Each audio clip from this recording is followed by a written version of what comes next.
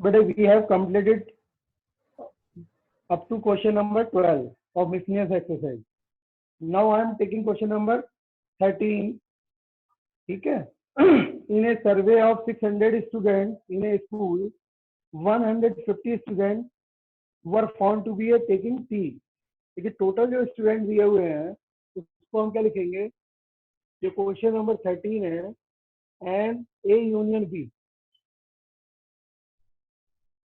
N A union B जो है वो आपका है 600 स्टूडेंट और 150 student were found to be taking tea. T को मैं टी से इंडिकेट कर रहा हूँ, वो आपका कितना है? टी वाले स्टूडेंट है। और जो कॉफी लेते हैं वो स्टूडेंट्स हैं आपके 225। ठीक है?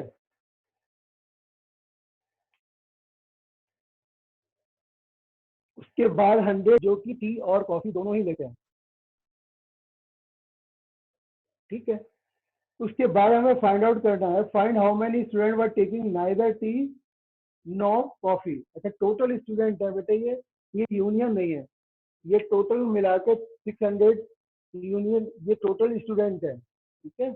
इसको हम क्या लिख सकते हैं? टोटल नंबर ऑफ स्टूडेंट वो 600 है।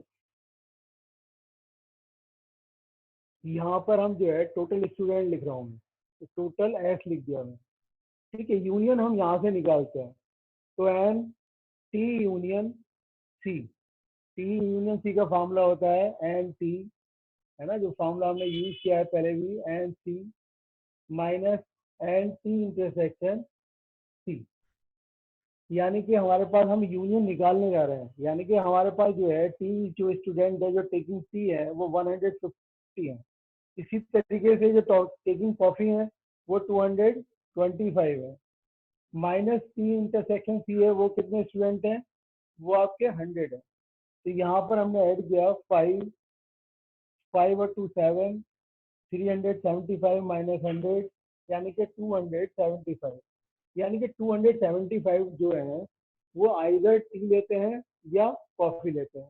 हमें फाइंड आउट क्या करना है? हमें फाइंड आउट ये करना है, वो स्टूडेंट फाइंड आउट करने हैं जो कि ना तो आपके कॉफी लेते हैं और ना टी लेते हैं। तो टोटल जो स्टूडेंट है उसमें से अगर हम ये जो हमने यूनियन निकाला है उसको माइनस कर देते हैं तो वैल्यू पता चल जाएगी। ठीक है? हमें जो निकालना है वो नाइदर टी नॉर कॉफी, यानी कि इसका कॉम्प्लीमेंट निकालना है। तो कॉम्प्लीमेंट में क्या करते हैं, जो भी आपका यूनिवर्सल सेट होता है उनके एलिमेंट, यहाँ पर यूनिवर्सल सेट जो है वो एन एस है, टोटल स्टूडेंट, उसमें से हम ये जो हमने यूनियन निकाला है ये माइनस कर देंगे, सी यूनियन सी। तो ये वैल्यू आ जाएगी आपकी जो 600 है, 600 में से हमने माइनस कर दिए ये 275, ये 10 में से 5 माइनस किया 5, 9 में से 7 माइनस किया 2, 5 में से 2 माइनस किया 325। यानी कि 325 वो स्टूडेंट हुए जो कि नाइदर टी है नॉर कॉफी। ठीक है? इसको आप एक बार और देख लीजिए। देखिए इन्हें survey of 600 student in school, total जो स्टूडेंट है वो 600 है, 150 student were found to be taking tea. ठीक है? जो टी वाले थे वो हमने अलग ले लिए, कॉफी वाले अलग ले लिए, दोनों का इंटरसेक्शन 100 दिया हुआ था। यहाँ पर हमारे पास टोटल स्टूडेंट दिए हुए थे 600। ठीक है? अब हम यूनियन जो निकाल रहे हैं, तो यूनियन का मतलब है या तो टी लेने वाले या कॉफी लेने वाले। कुछ बच्चे ऐसे भी हैं जो कि टी भी नहीं लेते हैं और कॉफी भी नहीं लेते हैं। ठीक है? वो स्टूडेंट कितने होंगे? वो 325 होंगे। ठीक है?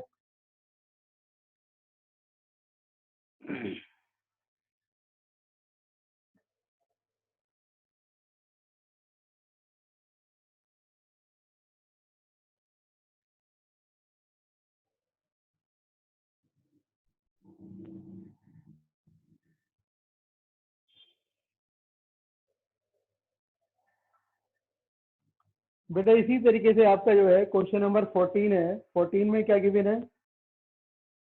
14 में क्या आ रहा है? In a group of student 100 student no Hindi, 50 no English and 25 know both. Each of the student know either Hindi और इंग्लिश। मतलब हर बच्चा जो है या तो हिंदी जानता है या इंग्लिश जानता है। यानी कि यूनिवर्सल सेट जो है वो दोनों का यूनियन ही है। How many student are there in a group, हमें ये फाइंड आउट करना है। तो ये क्वेश्चन नंबर 14 में आपको जो गिवन है वो ए यूनियन बी दिया हुआ है, यानी कि अगर हम इंग्लिश को ई से इंडिकेट करें और हिंदी को एस से, तो क्या हो जाएगा। क्वेश्चन नंबर 14 में ये दिया हुआ है हिंदी और इंग्लिश दोनों का यूनियन गिवन है आपको, वो गिवन है आपका 100, ठीक है। और 50 नो इंग्लिश, जो 50 है वो इंग्लिश जानने वाले 50 स्टूडेंट्स हैं, और जो हिंदी जानने वाले वो स्टूडेंट हैं वो आपके हैं 25। हिंदी के सॉरी हिंदी वाले जो है 100 student no Hindi in a group of student, 100 student no Hindi, 50 no English. 100 जो है बेटा हिंदी है, एक मिनट, 100 स्टूडेंट जो है वो आपका हिंदी, और इंग्लिश वाले जो स्टूडेंट है वो 50, और जो आपके how many each of the student, अच्छा फिर 25 नो बोथ, 25 जो है वो दोनों जानने वाले हैं। एंड ई एच इंटरसेक्शन ई जो है दोनों जानने वाले जो स्टूडेंट हैं वो 25 है, ये हमें फाइंड आउट करना है। H union E find out करना है। तो ये n H union E find out करने के लिए हमने वही फॉर्मूला यूज किया अभी जो पहले यूज किया था, n E plus n H minus n H intersection ई।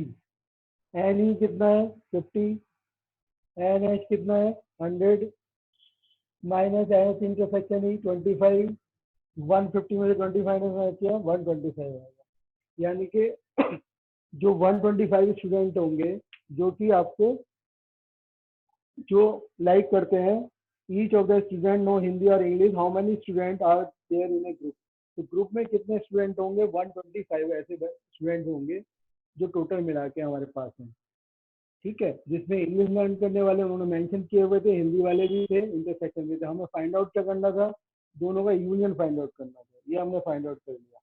ये तो दो वाले तो हमने फॉर्मूले से इजीली कर लिए। अब 3 वाला हम करना चाहते हैं जो कि नेक्स्ट क्वेश्चन है। 3 वाले को हम वेन डायग्राम से करेंगे, उससे इजीली सॉल्व हो जाता है।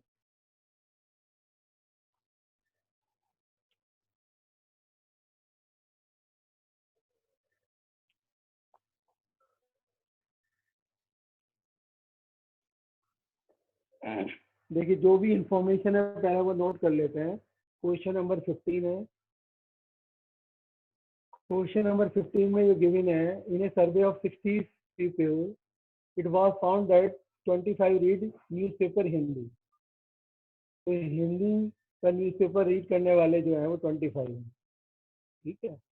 और उसके बाद जो दिया हुआ है 26 रीड न्यूज़पेपर एच, नाम जो है इन्होंने एच ही दिया हुआ है तो एच ही लिख देते हैं, एंड और टी दिया हुआ है टी लिख देते हैं 26। फिर है 26 रीड न्यूज़पेपर आई, ये आई है 26, ये भी 26 है। और 9 read both H and I, H and I, H and I का मतलब इंटरसेक्शन, वो कितने हैं आपके 9। इसी तरीके से आपके एच इंटरसेक्शन टी वो कितना है, वो आपका 11 है। इसी तरीके से आपका है एम टी एन इंटरसेक्शन आई, वो कितना है 8 है। And 1 3 read all 3 newspaper find, T and I हो गया, चलिए ठीक है। 3 ऐसे हैं जो तीनों न्यूज़पेपर रीड करते हैं, M H intersection T intersection I, ऐसे जो है वो 3 है, ठीक है। इसके बाद जो इंफॉर्मेशन आएगी हमें ये फाइंड आउट करना है the number of people who read at least one of the newspaper, the number of people who read exactly one newspaper, ये फाइंड आउट करना है। तो इसमें हम क्या कर रहे हैं, वेन डायग्राम का यूज कर रहे हैं। तो वेन डायग्राम जो आपको पहले सिखाई थी हमने, तो उसमें आप तीनों को बना लीजिए। पहले हमने क्या किया, एक तीनों न्यूज़पेपर का हमने अलग अलग सर्कल बना लिया। इसको मैंने एच लिख दिया, इसको टी, इसको आई। ठीक है। अब हम कहाँ से शुरू करेंगे, वहां से जो तीनों का इंटरसेक्शन गिवन है। तीनों का इंटरसेक्शन कितना गिवन है, वो 3 गिवन है, ये 3 आ गया। फिर देखो टी इंटरसेक्शन आई कितना है, टी और आई का इंटरसेक्शन 8 है, तो 3 हम पहले ले चुके हैं, तो अब हम यहाँ पर क्या लेंगे, 5 लेंगे, तो दोनों का मिला के इंटरसेक्शन कितना हो जाएगा, 8 हो जाएगा। फिर इसी तरीके से एच इंटरसेक्शन टी कितना है, वो 11 है, ये 11 है, 3 हम पहले ले चुके हैं, तो अब यहाँ पर कितना लेंगे, 8 ले लेंगे। ठीक है, यहाँ पर ये 8 आ गया। इसी तरीके से एच इंटरसेक्शन आई कितना है, वो 9 है, 3 हम पहले ले चुके हैं, तो यहाँ पर हम क्या लेंगे, 6 ले लेंगे। ठीक है। और बाकी आप देखो, बाकी जो न्यूज़पेपर दिए हुए हैं, एच कितना दिया हुआ है, 25 दिया हुआ है, तो 25 में 8 और 3 11, 11 और 6 17। ठीक है, 17, 25 में कितना बचा, ये 8 बचा, ये 8 हमने यहाँ ले लिया। टी कितना है, 26, तो 8 और 3 11 और 5 16, तो 26 है, तो बाकी रिमेनिंग कितने हो गए, 10 हो गए। तो एन आई कितना है, 26, 26 कैसे आएगा, 6 और 3 9 और 5 14, 14 में 12 ऐड करा, कितना हो गया, 26। इस तरीके से हमारी सारी इन्फॉर्मेशन जो है इस वेन डायग्राम में आ गई। हम हर क्वेश्चन का आपको जवाब दे सकते हैं। मतलब क्या, कि अगर हमें ये बताना हो कि सिर्फ एच न्यूज़पेपर रीड करने वाले कितने होंगे, वो सिर्फ 8 होंगे। सिर्फ टी रीड यूज करने वाले कितने होंगे, सिर्फ 10 होंगे। और आई रीड करने वाले कितने होंगे, 12 होंगे। हम सब क्वेश्चन का जवाब दे चुके हैं जो उन्होंने क्वेश्चन किया है। ठीक है, आप डायरेक्टली, आप उसका आंसर लिखना चाहें तो डायरेक्टली आप आंसर लिख सकते हैं। ये इन्फॉर्मेशन नोट करने के बाद आपको क्वेश्चन क्या पूछा गया है उन्होंने, देखिए फर्स्ट क्वेश्चन पूछा है, फर्स्ट क्वेश्चन में the number of people who reach at least one of the newspaper. One of the newspaper का मतलब है टोटल निकालना है आपको, टोटल कितना हो गया, टोटल आप, ठीक है, यानी कि आपको यूनियन निकालना होगा, एच यूनियन टी यूनियन आई, वो कितना होगा, वो सबका नंबर होगा, इन सबको आप प्लस कर दो। तो आप प्लस करते हो तो 8 और 8 16, 16 और 10 26, 26 और 6 32, 35, 40, 40 में 10 ऐड किया 50 और 2 52, टोटल कितना हो गया आपका 52 हो गया, है ना। टोटल जो रीड करने वाले हैं वो 52 है। The number of people who read at least one of the newspaper, the number of people who read exactly one newspaper, जो सिर्फ वन न्यूज़पेपर लेते हैं, यानी कि आपको इसका मतलब क्या है, एग्जैक्टली वन न्यूज़पेपर, हमें वो निकालना है, exactly one, exactly one newspaper.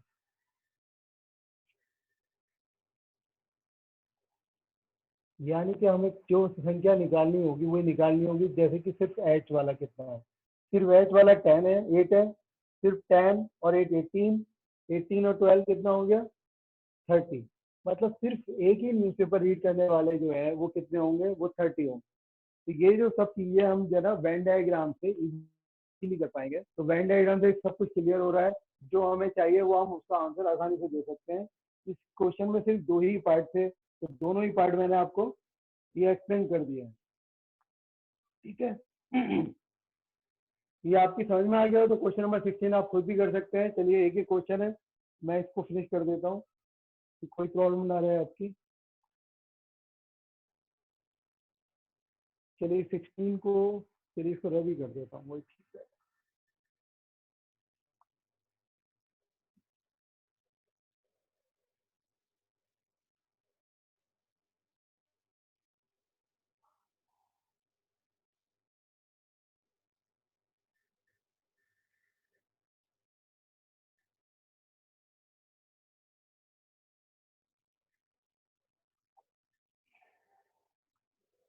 देखो बेटे क्वेश्चन नंबर 16 है। देखो अगर किसी की कम समझ में आया है तो एक बार और देख लीजिए। In survey it was found that 21 people like product A. तो प्रोडक्ट कोई ए है, उसको लाइक करने वाले जो है वो 21 पीपल है। ठीक है। 26 लाइक प्रोडक्ट बी, बी को लाइक करने वाले जो है प्रोडक्ट वो 26 है। इसी तरीके से 29 लाइक प्रोडक्ट सी, वो 29 हो गए। if 14 lakh people like product A and B, A and B का मतलब है A इंटरसेक्शन B, 14 जो है प्रोडक्ट दोनों लाइक करते हैं. if 12 people like product C and A, C और A को लाइक करने वाले जो है वो आपके कितने हैं, 14 है. सॉरी, ये C और A को लाइक करने वाले 12 हैं. फिर उसके बाद है आपका 14 people like product B and C, B और सी को लाइक करने वाले वो आपके 14 हैं. फिर उसके बाद दिया हुआ है B and 8 like all the 3 product. ठीक है, 8 जो है वो ऐसे हैं जो तीनों ही प्रोडक्ट लाइक करते हैं, यानी कि तीनों का intersection A intersection B intersection C वो कितना है, वो 8 है. अब ये जो इन्फॉर्मेशन गिवन है इसी से हम जो है ना वेन डायग्राम बनाएंगे. तो वेन डायग्राम बनाने का तरीका जो मैंने अभी अभी यूज किया वही आपको यूज करना है. पहले आप क्या करेंगे, तीनों आप सर्कल बना लीजिए. ठीक है, तीनों को ऐसा बनाना है कि कुछ कॉमन पार्ट रहे दोनों में, पेयर वाइज भी और तीनों का कॉमन भी रहे. जैसे कि ए इंटरसेक्शन बी, इसका नाम हमने ए रख दिया, सब वो इसका बी रख दिया, इसका हमने सी रख दिया. तो तीनों का इंटरसेक्शन कितना है, ये 8 है, तो यहाँ पर हमने 8 फिल कर दिया. अब हम दोनों दो दो की अगर कॉमन वाले में आ जाएंगे, जैसे ए इंटरसेक्शन बी 14 है, तो ए और बी का इंटरसेक्शन 14 है, तो 8 हम पहले ले चुके हैं, तो यहाँ पर हम क्या लेंगे, 6 लेंगे. इसी तरीके से ए इंटरसेक्शन सी जो है वो 12 है, 8 हम पहले ले चुके हैं, तो यहाँ पर हम क्या लेंगे, 4 लेंगे. फिर इसी तरीके से बी इंटरसेक्शन सी 14 है, तो बी और सी का 14 है, तो हम 8 पहले ले चुके हैं, तो यहाँ पर 6 लेंगे. ये लेने के बाद जब हमने दो दो के पेयर बना लिए हैं, उसके बाद हम क्या करेंगे, ए का निकालेंगे. ए में कितने एलिमेंट हैं, 21, तो 6 और 4 10 और 8 18, तो यहाँ पर कितने बचे, 3 बचे, है ना, 21 हो जाएगा. ए का पूरा जो है वो 21 आ जाएगा. इसी तरीके से बी का 26 चाहिए हमें, 6 और 8 14 और 6 20, तो यहाँ पर 6 आ जाएगा. फिर सी का कितना है, 29, 6 और 4 10 और 8 18, 18 में अगर हम 11 ऐड करेंगे तो 29 होगा. ठीक है, हमने सारा हमने अब हर क्वेश्चन का हम आंसर दे सकते हैं. अगर उन्होंने पूछा हो कि एग्जैक्टली ए फाइंड आउट करने वाला कितना होगा प्रोडक्ट का, वो 3 हो जाएगा, बी का कितना हो जाएगा, 6 हो जाएगा, और सी का कितना हो जाएगा, 11 हो जाएगा. अब इनका क्वेश्चन है find how many like product C only. तो सी ओनली का पूछा है उन्होंने. ठीक है, तो सिर्फ हमें क्या बनाना है, बताना है कि ओनली एग्जैक्टली सी ओनली, है ना. तो यहाँ पे आप लिख देंगे एग्जैक्टली सी ओनली. इसको आप इंटरसेक्शन की फॉर्म में लिखना चाहें तो आप इसको ऐसे भी लिख सकते हैं. ठीक है, इसको आप ऐसे भी लिख सकते हैं, हमें क्या चाहिए, सी चाहिए, ए नहीं चाहिए कॉम्प्लीमेंट, और बी नहीं चाहिए तो बी का भी कॉम्प्लीमेंट. इसकी वैल्यू जो होगी वो कितनी होगी, 11 होगी. आप ऐसे भी लिख सकते हैं इसे, और अदरवाइज लैंग्वेज की फॉर्म में भी लिख सकते हैं. एग्जैक्टली सी ओनली कितना हो जाएगा, ये हमने जो फाइंड आउट किया हुआ है ये आपका आंसर हो जाएगा. तो ये जो हमने जो है ना चैप्टर आपका कंप्लीट किया है, अब आपको है ना ये चैप्टर कंप्लीट हो चुका है. फिर मैं आप थोड़ा सा आइडिया आपको नेक्स्ट चैप्टर का देता हूँ. नेक्स्ट चैप्टर इसी के ऊपर डिपेंड है, रिसर्च के ऊपर. इसका नाम है रिलेशंस एंड फंक्शन. ठीक है, रिलेशन एंड फंक्शन, इसको देखो इसे समझने की कुछ समझाते हैं.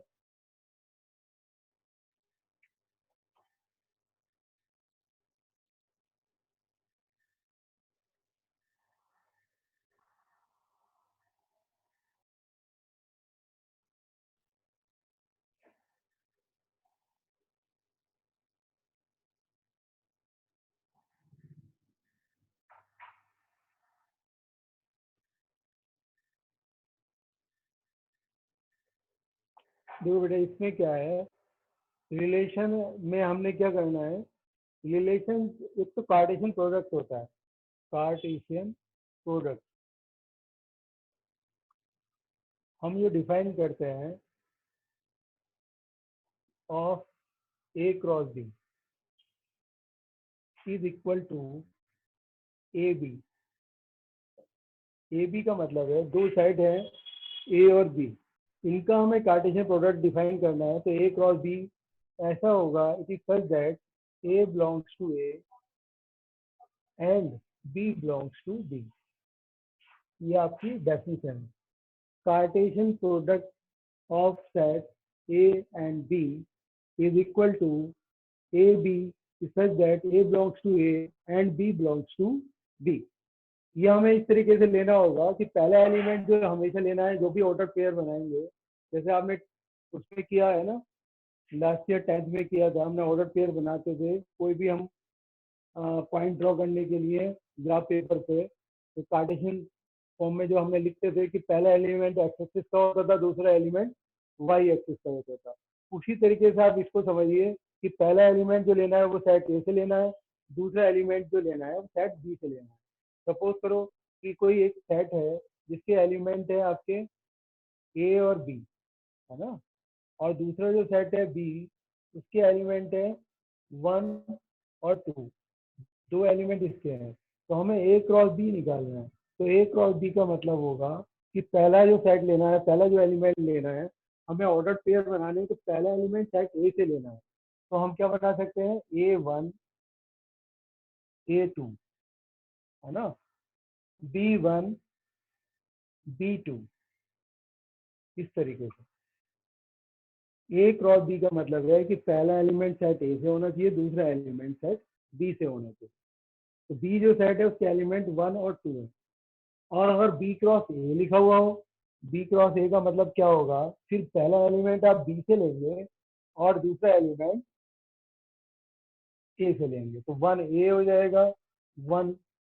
ठीक है, 1 के साथ आप बी भी ले सकते हैं, आगे पीछे लिख सकते हैं, उसका कोई फर्क नहीं पड़ता है। 2 ए 2 बी, जिस तरीके से सेट में ऑर्डर का कोई वैल्यू नहीं है, 5 4 3 भी लिख सकते हो आप, 5 4 3 भी लिख सकते हो, किसी भी नंबर को आप आगे पीछे लिख सकते हो, ये नेसेसरी नहीं है जिस ऑर्डर में मैंने लिखा है उसी ऑर्डर में आपको लिखना है।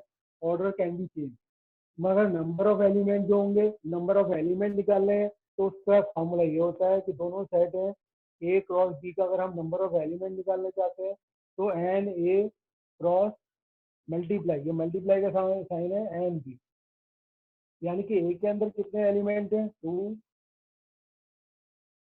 4 एलिमेंट आएंगे। जैसे कि हमारे ये 4 एलिमेंट आए, पहले ए के अंदर भी 2 एलिमेंट थे, बी के अंदर भी 2 एलिमेंट थे, तो नंबर ऑफ एलिमेंट कितने हो गए, 4 हो गए, है ना। बी क्रॉस ए निकालेंगे उसमें भी नंबर ऑफ एलिमेंट 4 ही होंगे। तो ये इस तरीके से हमने ए क्रॉस बी की वैल्यू हमने 4 फाइंड आउट कर ली। ठीक है, ये हमारा ऑर्डर पेयर है। जब भी कभी हम दो ऑर्डर पेयर को इक्वल लिखेंगे, अगर हम इक्वल लिखते हैं, मान लीजिए मैंने ये लिखा है X Y is equal to 5,4, तो इसका मतलब क्या होगा कि पहला जो एलिमेंट है वो एक्स इज इक्वल टू 4 होगा, 5 होगा, वाई इज इक्वल टू 4 होगा।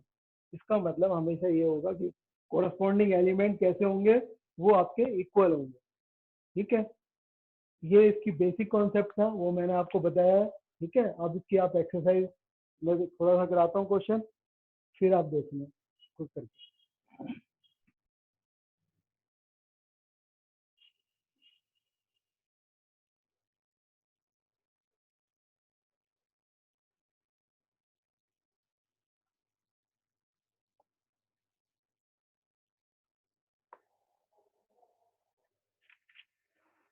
देखो एक्सरसाइज बेटा 2.1 है, 2.1 में जो है क्वेश्चन जो मैंने आपको अभी एक समझाया था उसी के ऊपर बेस दिया हुआ है। एक्सरसाइज 2.1 का फर्स्ट क्वेश्चन है। क्वेश्चन में क्या गिवन है, x/3 plus 1 y-2/3 equal to 5/3 1/3। तो ये ऑर्डर पेयर दिया हुआ है, तो ऑर्डर को इक्वल होने चाहिए। कोरस्पॉन्डिंग एलिमेंट का मतलब है ये एलिमेंट, पहला वाला एलिमेंट पहले वाले के इक्वल है, यानी कि x/3 plus 1 it should be equal to 5/3। इसी तरीके से y-2/3 it should be equal to 1/3।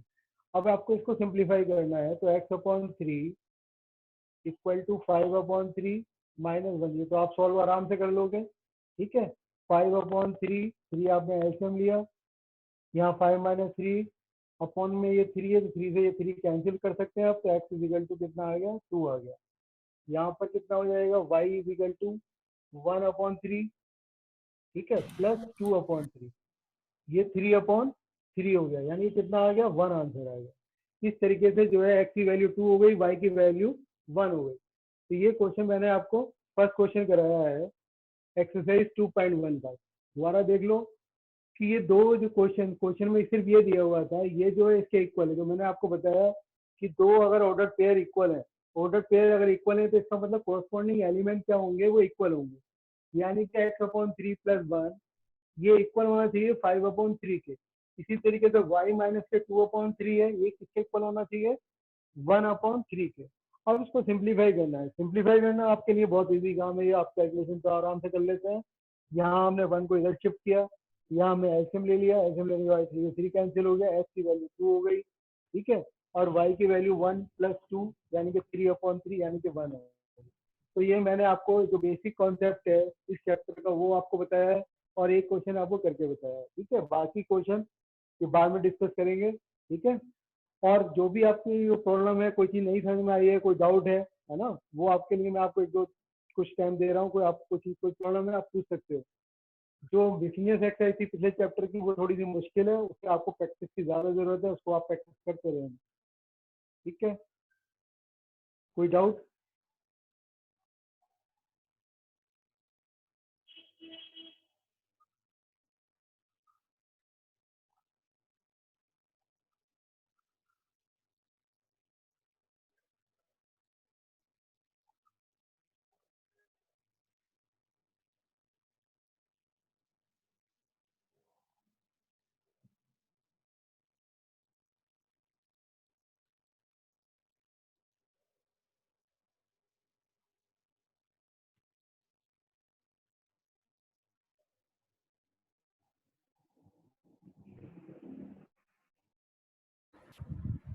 Himkar sir किस चीज की वेट कर रहे हैं?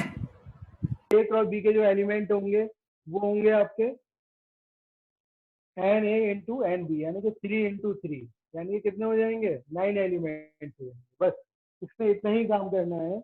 आपको पूछा गया है कि फाइंड करो if A has 3 element and B है 3, 4, 5, then find the number of element in A cross B. A cross B के अंदर एलिमेंट्स कितने होंगे वो उनकी संख्या बतानी है, you have to tell on the number, ठीक है। वो एलिमेंट्स क्या होंगे ये फाइंड आउट नहीं करना है। तो क्वेश्चन नंबर 3 है वो आप आराम से कर सकते हो, 7,8 और जी एच दिया हुआ है 5,2, ठीक है। इसमें आपको ऑर्डर्ड पेयर बनाने होंगे जी क्रॉस एच और एच क्रॉस जी।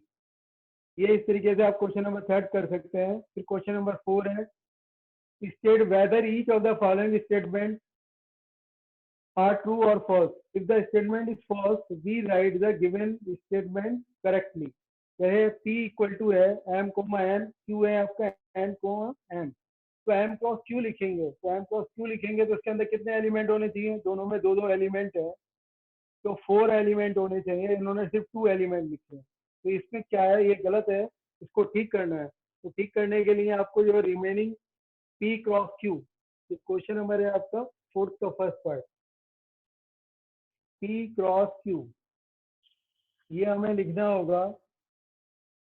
इसमें हमें जो एलिमेंट है इन्होंने एम एन लिखा हुआ है और एन एम लिखा हुआ है, लेकिन इसके अंदर जो एलिमेंट आएंगे वो 4 आएंगे, इन्होंने लिखने से क्या रह गया है m, और n, n रह गया, ठीक है। ये आपके टोटल मिला के जो है 4 एलिमेंट होने चाहिए। क्यों, दोनों के अंदर दो दो एलिमेंट हैं, तो पहले m को हम m के साथ भी रिलेट कर सकते हैं, n को n के साथ भी रिलेट कर सकते हैं।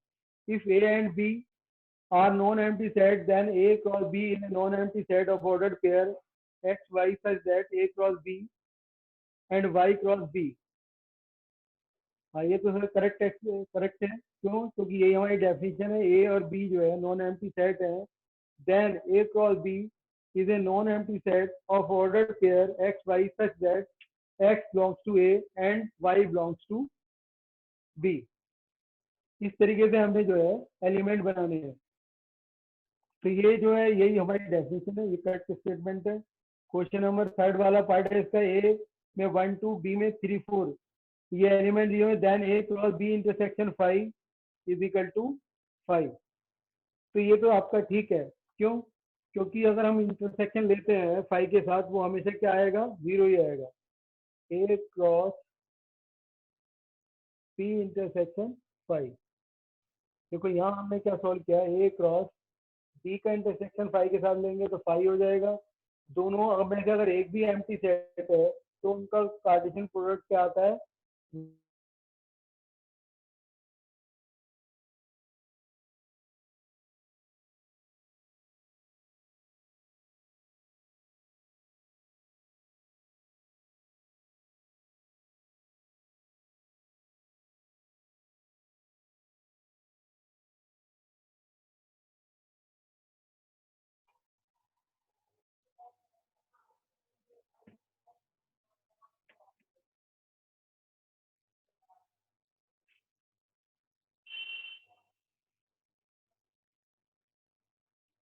क्वेश्चन नंबर बेटा 5 है। क्वेश्चन नंबर 5 में गिवन है ए इक्वल टू -1 कोमा 1। ठीक है, हमें क्या बनाना है, ए क्रॉस ए बनाना है ना। ए क्रॉस ए का मतलब हमें ट्रिपलेट बनानी है। पहले हम क्या बना रहे थे, डबलेट बना रहे थे, दो दो की बना रहे थे, है ना। अब ट्रिपलेट बनानी है तो ट्रिपलेट बनाने के लिए हमें पहला एलिमेंट भी ए से लेना है, दूसरा एलिमेंट भी ए से लेना है, यानी कि वो क्या होगा, -1 फिर -1 फिर -1 ले लिया, इस तरीके से। फिर -1 लिया, फिर हमने 1 ले लिया, फिर 1 ले लिया, फिर -1 लिया। ठीक है, यहाँ पर हमने -1 और यहाँ पर 1 ले लिया।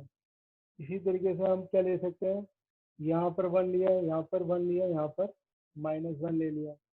ठीक है, फिर 1 1 1 भी ले सकते हैं। ठीक है, दो बार 1 ले लिया हम शुरू में, फिर -1 ले लें। 1 2 3 4 5 6, ठीक है, दो रहते हैं। मतलब ये टोटल जो बनेंगे नंबर ऑफ एलिमेंट जो होते हैं वो बराबर होते हैं। And A cross B cross C निकालना है अगर आपको। ठीक है, तो आप क्या करेंगे, जो नंबर ऑफ एलिमेंट है ए के और नंबर ऑफ एलिमेंट है बी के और नंबर ऑफ एलिमेंट है सी के, तीनों का हम प्रोडक्ट करेंगे। तो 2 इंटू टू इंटू टू यानी कि कितना आ जाएगा, 8 आ जाएगा। तो पहले हमने क्या करा, तीनों एलिमेंट -1 के ले लिए। ठीक है, फिर एक एलिमेंट -1 का लिया, फिर दो एलिमेंट -1 के लिए, जब एक एलिमेंट -1 का लेंगे तो ये तीन पेयर बन जाए, ये बना लिया हमने 1 2 3। और 1 के साथ लेते हैं अगर हम 1 1, ठीक है, और -1 ये हमने नहीं लिया है पहले, है ना। इसी तरीके से और देखो क्या नहीं लिया है, 1 -1 ये नहीं लिया। तो कितने हो गए आपके, 1 2 3 4 5 6 7 8 हो गए, है ना। तो इस तरीके से आपके जो भी रह जाएगा उसको आपको देख के ऑब्जर्व करके उसको बनाना है। तो टोटल एलिमेंट जो आएंगे वो 8 एलिमेंट आ जाएंगे। ठीक है, इस तरीके से हमने इस क्वेश्चन को पूरा करना है। जो भी ऑर्डर पेयर दिए हुए हैं उस फॉर्म में फाइंड आउट करते हैं। फिर है आपका क्वेश्चन नंबर 6। क्वेश्चन नंबर 6 में है, if A cross B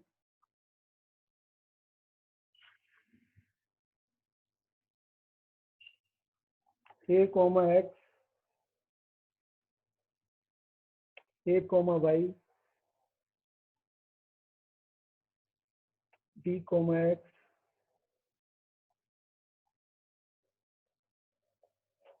B comma Y.